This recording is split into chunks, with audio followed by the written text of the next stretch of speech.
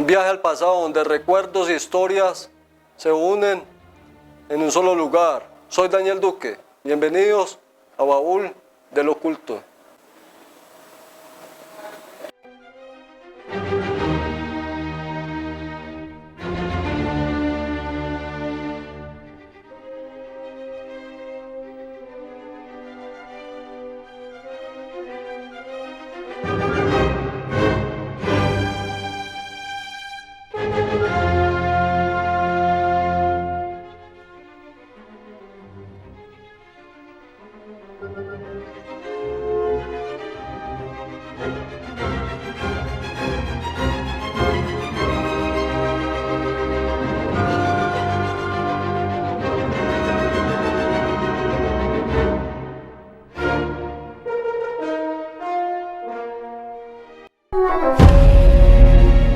Bienvenidos otra noche más a Baúl de lo Oculto, donde estaremos con la Madre Tierra, seres elementales, investigaciones paranormales, extraterrestres, religiones y personas con cualquier tipo de dones. Baúl del Oculto.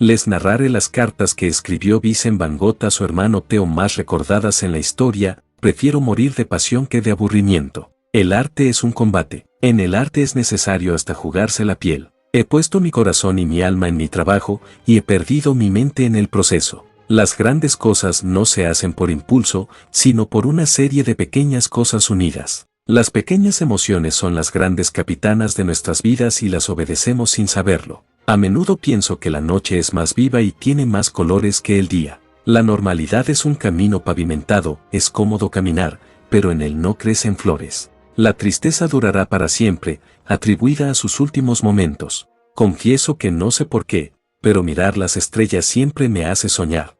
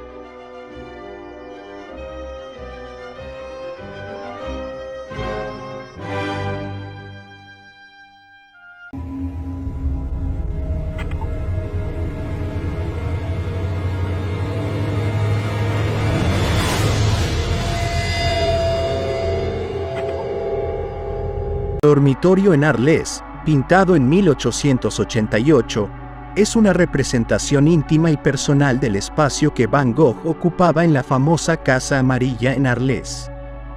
En esta obra, el artista muestra su habitación tal como era, una cama sencilla, una mesa con objetos cotidianos, una silla vacía y paredes de un azul suave y sereno. La composición es simple, pero está impregnada de un simbolismo profundo que revela la búsqueda de Van Gogh por la estabilidad, el orden y un sentido de hogar que siempre le fue esquivo. La habitación, pintada con contornos gruesos y colores vibrantes, refleja una atmósfera de calidez y una vida estructurada, aunque la misma estructura parece casi precaria, como si el artista buscara en ella la estabilidad que su mente no podía encontrar. Cada objeto en el cuadro, desde la cama ordenada hasta la silla cuidadosamente colocada, parece contar una historia de sus días en Arles, de su esperanza por construir un refugio propio, donde pudiera encontrar paz y creatividad. Sin embargo, la vacante de la silla y la simplicidad de los elementos reflejan también su soledad y su deseo de pertenencia. El dormitorio en Arles es más que un espacio físico. Es una declaración visual de la introspección y del profundo anhelo del artista por un hogar verdadero. Esta pintura expresa su visión idealizada de un lugar de reposo y de pertenencia, una imagen de paz en contraste con la inquietud que sentía en su vida. El uso de colores brillantes y la composición equilibrada hacen de esta obra un refugio visual para el espectador, ofreciendo un atisbo en la mente del artista y su interpretación de un hogar. Entonces él llega a París, él llega más o menos a los 17 años y empieza a trabajar en la compañía de su tío. La compañía trata sobre mercadear con arte. Entonces él va a conocer a unos artistas denominados impresionistas. Entonces el impresionismo era como lo que estaba en boga, lo que estaba en moda en ese tiempo. Entonces lo que pretende los impresionistas es darle más énfasis en cuanto al color, en cuanto a la luz, y captar las cosas tal cual como están, en el presente, de manera fugaz. Entonces, como tal, las técnicas van a ser un poco más libres, y esto le llama la atención a Van Gogh, y hace parte como tal de su influencia para generar un estilo propio. De hecho, él va a ser catalogado entre los postimpresionistas, y después de él estar en París, decide ir a Londres por temas laborales, y él se hospeda por un rato ahí, pero se da cuenta como que pues, la vida es muy cara, pues él no tiene plata. De hecho pues él lo mantenía el hermano, entonces pues tenía todo complicado. Entonces él piensa como que no, pues mejor voy a ir a París, mejor ve qué bacán, no sabe realmente qué hacer. Pero pues pasa algo que pues conoce una muchacha y se empieza a llamar como la atención, le empieza a gustar, pero pues no es del todo correspondido. Aún así pues Van Gogh sigue ahí como que ese amor imposible, y vuelve a París por temas laborales, no le dice nada a ella, y cuando vuelve pues se encuentra con lo peor, ella está ya comprometida. Cuestión que le genera gran pena, gran desamor, y pues ya él no tiene como las ganas como de ir a ser mercader de arte, a exponer sus obras, a venderlas. Entonces él se aleja un poco del arte, mientras tanto, pues así como para no pensar tanto en este desamor, y empieza a abocarse como tal en la Biblia. Y algo interesante es que él llega a ser misionero, y justamente de misionero empieza a vivir en una comunidad. Entonces él va a ser una persona muy empática y va a comprender realmente el sufrimiento de los trabajadores, y de esta manera lo va a expresar tanto desde su parte realista y dignificándolos más en sus obras posteriores. A continuación, bien puedan acá, vemos el retrato de Père Tanguy. Père Tanguy, de hecho Père es padre, él se llamaba en realidad Julien. Él era una persona muy importante para muchos artistas, por eso le decían padre. Él les proporcionaba, por ejemplo, lo que era la pintura, los materiales, las brochas, todo lo que necesitaban para realizar sus cuadros, y los artistas a cambio pues le daban obras de su autoría, y él se sentía totalmente orgulloso de ellos. Él creía incluso que esas obras eran como sus hijos. Entonces es como ese interés de Van Gogh de retratar como tal, con ese amor y ese cariño, a esa persona que lo apoyó tanto. Y precisamente por eso se ve que tiene como un semblante muy, muy tranquilo, que expele cierta bondad, es una persona muy relajada. Esta obra también nos va a servir de excusa para hablar como tal de un movimiento denominado japonismo. Resulta de que Japón estuvo 2 siglos aislado del mundo totalmente. Esta política de Estado se llamó Sakoku, en el cual nadie podía entrar ni salir del país nipón. Entonces Japón en el siglo XVIII pues se abre por fin a Occidente, es obligado a abrirse y empieza como tal a haber comercio. Entonces empieza a haber un intercambio cultural, comercial y cultural. Entonces empiezan a llegar en las calles de París como todos estos artilugios, todas estas cuestiones, y por ejemplo las cerámicas estaban envueltas en un papel y este papel tenía una ilustración japonesa y pues aparentemente pues esto no tiene importancia, por ejemplo, para las personas que compran la mercadería. Por ejemplo, cuando a nosotros nos dan un regalo, el papel regalo, pues generalmente lo descartamos, lo botamos, no nos ponemos a pensar como que, ay, tan bonito, lo voy a coleccionar. Pero los artistas sí pensaban lo contrario. Ellos empezaban a coleccionar esto, les llamaba mucho la atención porque era algo que nunca habían visto. Y de hecho, una técnica que van a adquirir es el cloisonnismo, que vemos esta línea acá y esta línea acá, que busca como tal delimitar las formas, los elementos de la obra, de esta manera como para darles más constancia. Y también podemos percibir algunas de las estampas que Van Gogh solía coleccionar, estampas de geishas, de paisajes, todo esto porque pues él era como muy aficionado a coleccionar grabados, estampas japoneses y todas inspiradas como tal en el arte de Hokusai y Hiroshige. A continuación tenemos el puente de Langlois. Se dice que se llama el puente de Langlois porque el dueño de este puente, el apellido era Langlois. Pero pues no va a durar mucho con ese nombre, ya que en la Segunda Guerra Mundial va a ser bombardeado, pero va a ser reconstruido y va a ser denominado Puente Van Gogh. Entonces, pues Vincent no está del todo bien en París, no se siente cómodo, pues se siente como que no pertenece a ese lugar, debido a que la perspectiva que tenían del arte era de que el arte era algo mercantil, de que era un objeto de consumo, y esto pues no le gustaba a Vincent, que pues quería como más libertad creativa, quería como hacer el arte por el arte y no por dinero. Entonces se va a este sitio que se llama Arles, que es un pequeño pueblo al sur de Francia, cerca del Mediterráneo. Es un lugar muy cálido, muy tranquilo, muy lindo como lo podemos apreciar. De hecho, pues más allá de pues, las personas querer ir de vacaciones allá, Van Gogh quería quedarse y empezar a realizar su obra desde este lugar. Este lugar le daba todas las condiciones, el clima, los paisajes, las cosechas, los diferentes colores que va a adquirir su obra. Y de hecho acá podemos presenciar, por ejemplo, unas olas ocasionadas por estas campesinas que están lavando sus ropas. También vemos que a esta campesina se le sube levemente la falda. Todo esto con la intención como tal de captar el momento, el instante, el presente, pero no de una manera quieta, no de una manera estática, sino justamente como de una manera mucho dinámica, como que la vida en movimiento. Entonces tenemos La noche estrellada sobre el Ródano, uno de sus pocos nocturnos.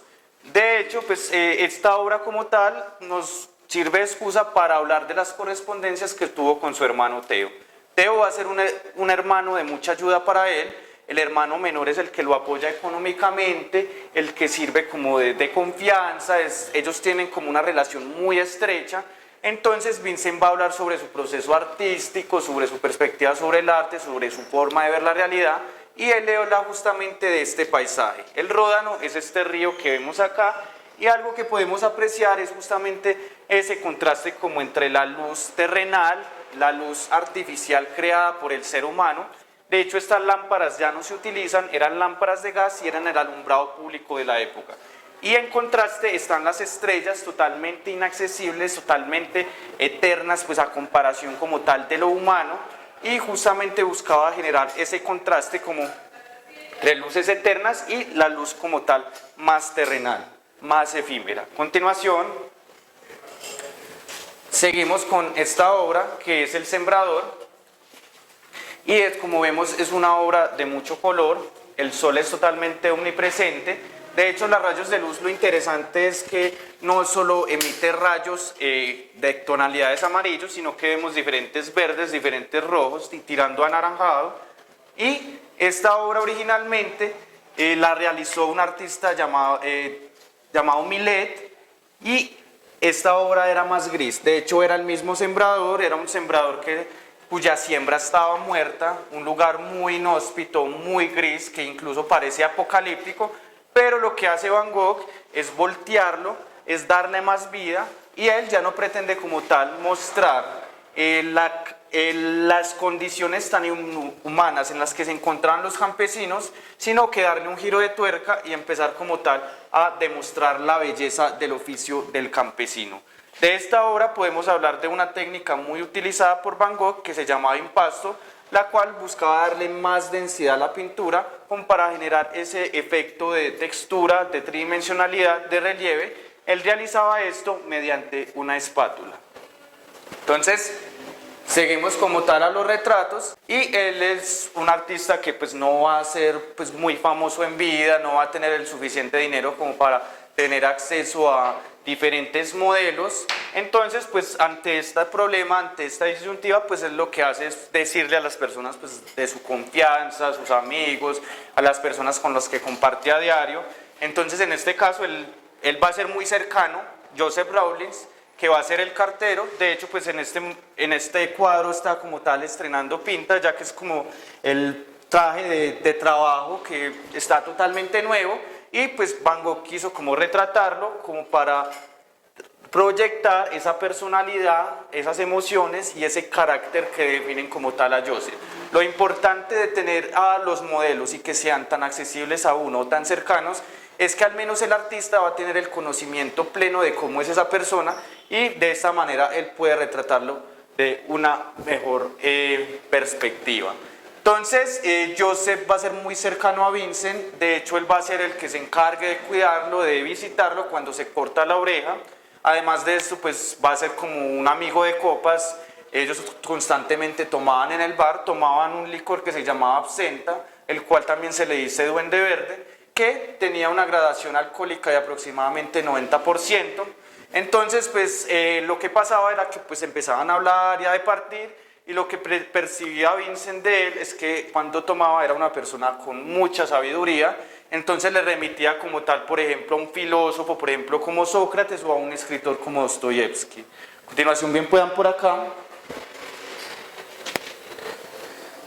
Y vamos a hablar como tal de los retratos. Él no solo se enfocó en retratar a los demás, sino que también empezó a proyectar ese mundo interior que ebullía en su interior. Entonces en este caso tenemos este autorretrato con diferentes técnicas de la época. Puntillismo, el puntillismo que viene de un artista llamado Seurat, muy reconocido por este tipo o técnica de pintura, que constaba de poner puntos o guiones segmentados a través de la obra. Entonces lo que él busca mediante los autorretratos es justamente captar lo que una fotografía no puede captar. Una fotografía aparentemente puede captar el ahora, el momento, puede captar a la persona prácticamente como es, aparentemente, porque pues una persona puede posar para una foto y puede pues, estar con un muy mal día y sonreír. Entonces la obra como tal no dice nada de la persona en sí misma, y lo que él buscaba mediante el autorretrato es expresar como que ese yo interior, ese yo subjetivo, y justamente todas esas emociones que emanan de su ser, él buscaba rascar en su alma para proyectarlas mediante la obra y mediante el color, mediante la deformación también de la realidad, y el color como tal va a representar esas emociones que él quiere compartirnos. A continuación tenemos la Casa Amarilla, y en este lugar va a ser ese lugar en donde va a buscar generar esa comunidad. Él busca como tal una comunidad de artistas con los cuales compartir cosmovisiones, compartir arte, empezar como a crear obra juntos, y este lugar va a ser el lugar más acorde y adecuado como para realizar dicha labor. Tristemente pues a ningún artista como que le llama la atención. Hay otros artistas que pues ya están consolidados, hay otros artistas que pues quieren quedarse en París. Solo uno le atiende, que va a ser Paul. A continuación tenemos esta obra que es en la silla de Van Gogh. Eso como tal representa la ausencia. También hay unos objetos que representan como tal la personalidad del artista, un artista muy bohemio. De hecho pues el tabaco para liar y la pipa. Y en esta silla nos sirve para hablar como tal de la amistad tan atropellada que tuvieron estos dos artistas. pues ellos buscaron convivir, pero pues la convivencia cada vez era peor, no se llevaban bien del todo, mantenían pues peleando, mantenían discutiendo, porque pues eran personas totalmente diferentes. Entonces, la forma de creación de Van Gogh era siempre ante la presencia de objetos, mientras que para Gauguin era mediante la imaginación, cuestión que pues divergía bastante en su forma de hacer arte. También Gauguin en ese tiempo pues era muy aclamado, era muy solicitado y su obra en realidad se vendía muy bien. Mientras que Van Gogh pues su obra no se vendía, no era un artista reconocido, era un artista muy ignorado y tendía como que a ciertos vicios, mantenía tomando, mantenía en burdeles, era indisciplinado, no comía bien, entonces pues Gauguin pensaba como tal de que se iba a estancar, entonces decide irse y pues esto pues a Van Gogh no le gusta absolutamente nada, decide sacar la cuchilla de afeitar y lo amenaza y posteriormente se corta su oreja izquierda. Y así queda más o menos después de lo que pasa, ese autorretrato con la oreja vendada. Acá podemos percibir su mirada un poco perdida, un poco como perturbada por todo lo que acabó de acontecer, por esa impulsividad que él desarrolló, y de esta manera él decide recluirse en el sanatorio de Saint-Rémy.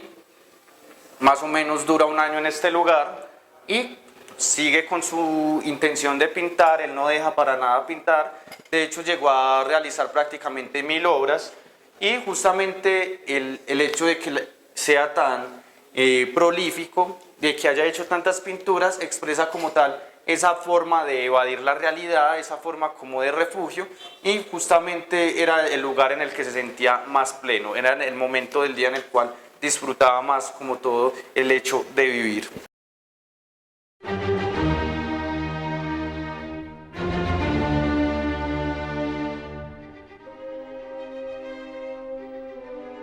Mi querido Theo, te escribo de mala gana porque por muchas razones he guardado silencio durante mucho tiempo. Hasta cierto punto te has convertido en un extraño para mí, y yo para ti quizá más de lo que crees. Probablemente sea mejor que no sigamos así. Es probable que no te hubiera escrito ni siquiera ahora, si no fuera porque me siento obligado, compelido a hacerlo. Porque, que conste, tú mismo me has compelido. Oí en Eten que habías enviado 50 francos para mí. Pues bien, los he aceptado. Con reparo, por supuesto. Con un sentimiento de cierto desaliento, por supuesto. He llegado a una especie de callejón sin salida. Estoy en problemas. ¿Qué otra cosa puedo hacer? Así que te escribo para darte las gracias.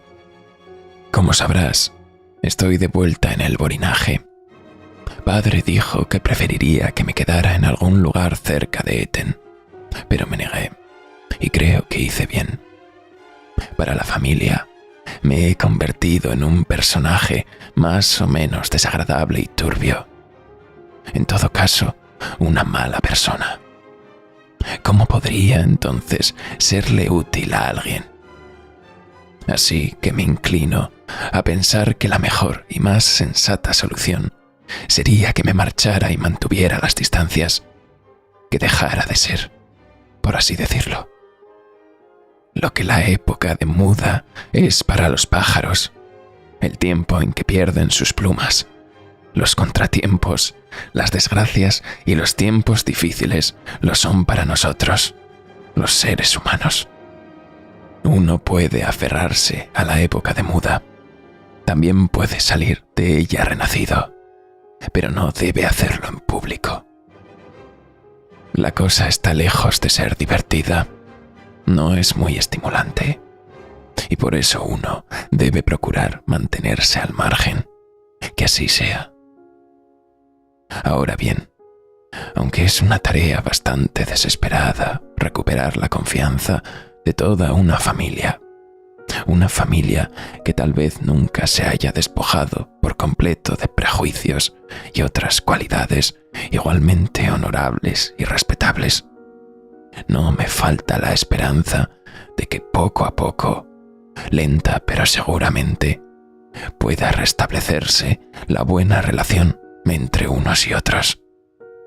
En primer lugar, me alegraría ver restablecida esta buena relación, por no decir otra cosa, al menos entre mi padre y yo. Y además, le doy mucha importancia a que se restablezca entre nosotros dos.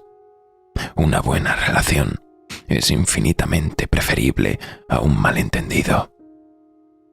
Ahora debo molestarte con ciertos asuntos abstractos, esperando que los escuches pacientemente. Soy un hombre de pasiones, capaz y dado a hacer cosas más o menos escandalosas por las que a veces siento un poco de pena. De vez en cuando digo o hago algo demasiado precipitadamente, cuando hubiera sido mejor mostrar un poco más de paciencia. Creo que otras personas también se precipitan a veces. En este caso, ¿qué se puede hacer? ¿Debo considerarme una persona peligrosa, no apta para nada? Creo que no. Más bien habría que intentar por todos los medios poner en práctica esas mismas pasiones.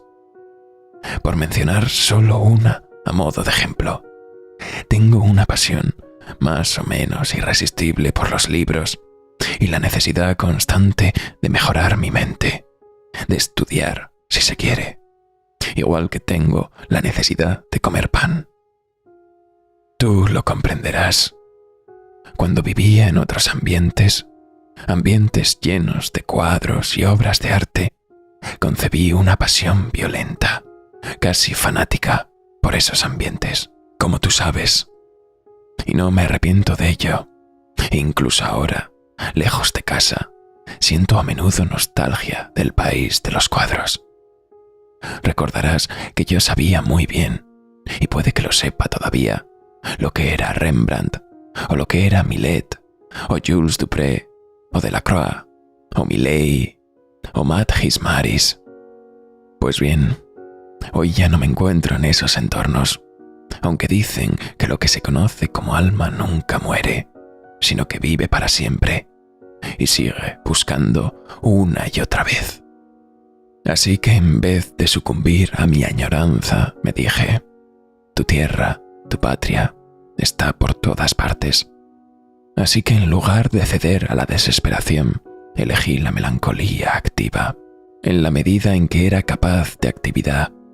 Es decir, elegí el tipo de melancolía que espera, que se esfuerza y que busca, en lugar de la melancolía que se desespera adormecida y angustiada.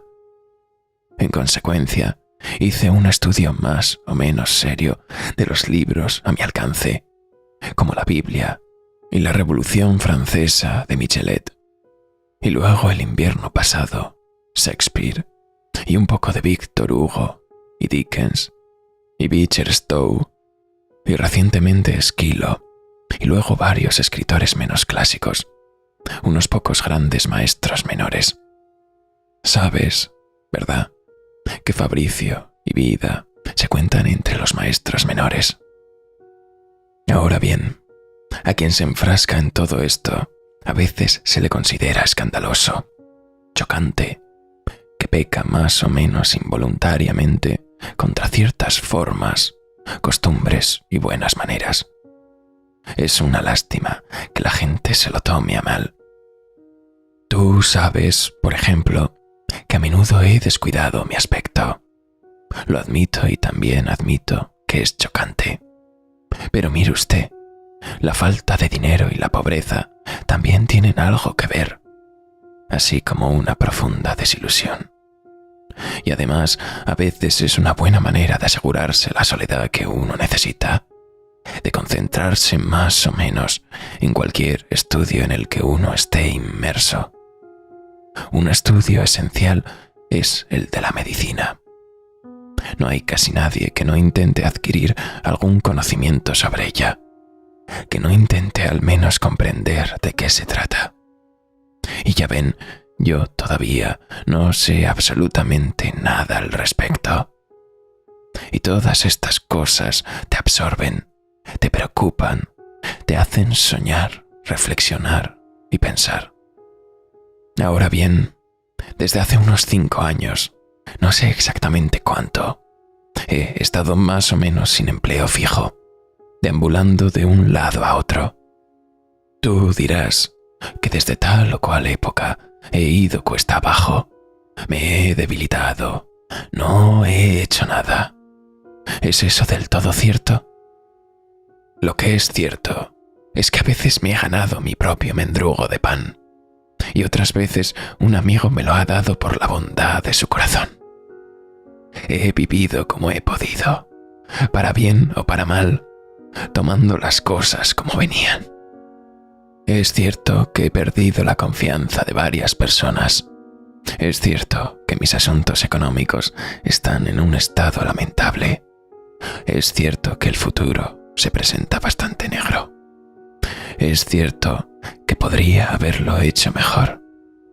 Es cierto que he perdido el tiempo a la hora de ganarme la vida. Es cierto que mis estudios están en un estado bastante lamentable y espantoso, y que mis necesidades son mayores, infinitamente mayores que mis recursos. ¿Pero significa eso ir cuesta abajo y no hacer nada? Me dirás, ¿pero por qué no seguiste con la universidad? A eso solo puedo responder que era demasiado caro. Y además el futuro entonces no se presentaba mejor que ahora, por el camino que ahora sigo. Y debo continuar por el camino que sigo ahora. Si no hago nada, si no estudio nada, si dejo de buscar, entonces, ¡ay de mí! Estoy perdido. Así es como yo lo veo. Sigue adelante, pase lo que pase. Pero ¿cuál es tu objetivo final? Ese objetivo se aclarará, surgirá lenta pero inexorablemente, del mismo modo que el borrador se convierte en un boceto y el boceto en un cuadro a través del trabajo serio que se realiza sobre él, a través de la elaboración de la vaga idea original y a través de la consolidación del primer pensamiento fugaz y pasajero. Debes saber que con los evangelistas ocurre lo mismo que con los artistas. Hay una vieja escuela académica, a menudo odiosa y tiránica, la abominación de la desolación. En resumen, hombres que se visten, por así decirlo, con una armadura de acero, una coraza de prejuicios y convenciones. Cuando mandan, son ellos quienes reparten los puestos e intentan, con mucha burocracia, conservarlos para sus protegidos y excluir al hombre de mente abierta. Su dios es como el dios del borracho Falstaff de Shakespeare, el interior de una iglesia. Una de las razones por las que no tengo un trabajo fijo y por las que no he tenido un trabajo fijo durante años es sencillamente que mis ideas difieren de las de los señores que reparten los puestos a individuos que piensan como ellos. No se trata solo de mi apariencia, que es lo que me han reprochado santurronamente. Va más allá, te lo aseguro. Te cuento todo esto no para quejarme, no para excusarme por asuntos en los que quizá haya tenido algo de culpa, sino simplemente para decirte lo siguiente. Durante tu última visita el verano pasado, cuando paseábamos juntos cerca de ese pozo minero abandonado que llaman La Sorcière, me recordaste otro paseo que dimos en otra ocasión cerca del viejo canal y el molino de Ryswick. Y dijiste, solíamos estar de acuerdo en muchas cosas, pero añadiste, has cambiado desde entonces, ya no eres el mismo. Bueno, eso no es del todo cierto. Lo que ha cambiado es que mi vida entonces era menos difícil y mi futuro aparentemente menos sombrío. Pero en lo que se refiere a mi interior, a mi forma de ver las cosas y de pensar, eso no ha cambiado. Pero sí ha habido un cambio. Es que ahora pienso, creo y amo más seriamente lo que pensaba, creía y amaba entonces. Así que te equivocarías si siguieras pensando que me he vuelto menos entusiasta de, digamos, Rembrandt, Millet o Delacroix, o quien sea o lo que sea, porque es al revés. Pero hay muchas cosas diferentes en las que merece la pena creer y amar. Ya ves, hay algo de Rembrandt en Shakespeare, algo de Correggio o de Sarto en Michelet, y algo de Delacroix en Víctor Hugo. Y también hay algo de Rembrandt en el Evangelio, o si lo prefieres, algo del Evangelio en Rembrandt. Viene a ser lo mismo. Siempre que lo entiendas bien, no trates de distorsionarlo y tengas en cuenta que los elementos de las comparaciones no pretenden restar mérito alguno a los individuos originales. Y en Bunyan hay algo de Madhis Maris o de Millet, una realidad que, por decirlo de algún modo, es más real que la realidad misma. Algo hasta ahora desconocido, que con solo que sepas leerlo, te dirá cosas indecibles. Y en Beecher Stowe hay algo de Ari Scheffer. Ahora bien, si pueden perdonar que alguien se sumerja en imágenes, quizá también concedan que el amor por los libros es tan sagrado como el de Rembrandt. Es más, creo que ambos se complementan.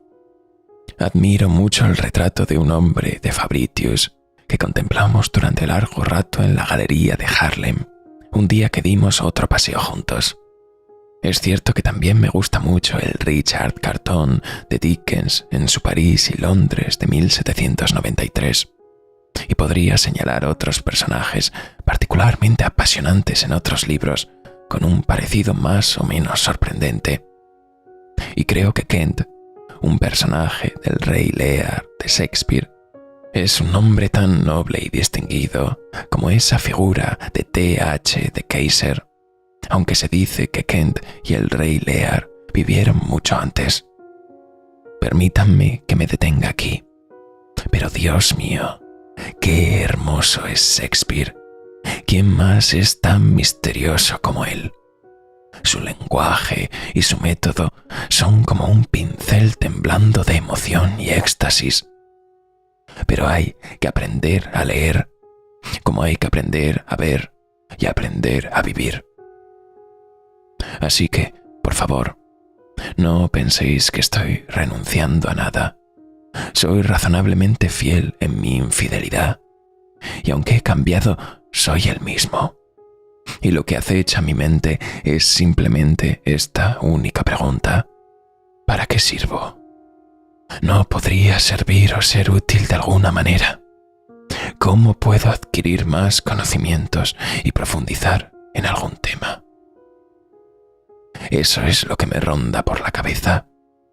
Y entonces uno se siente prisionero de la pobreza, impedido de participar en tal o cual proyecto y con todo tipo de necesidades fuera de su alcance. En consecuencia, uno no puede librarse de la melancolía. Siente un vacío donde podría haber habido amistad y un afecto sublime y genuino. Y siente una terrible decepción que roe su energía espiritual. El destino parece interponerse en el camino del afecto. O siente una oleada de disgusto que brota de su interior.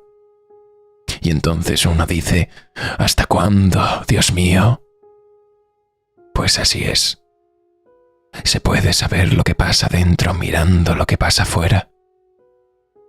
Puede haber un gran fuego en nuestra alma, pero nadie viene nunca a calentarse junto a él.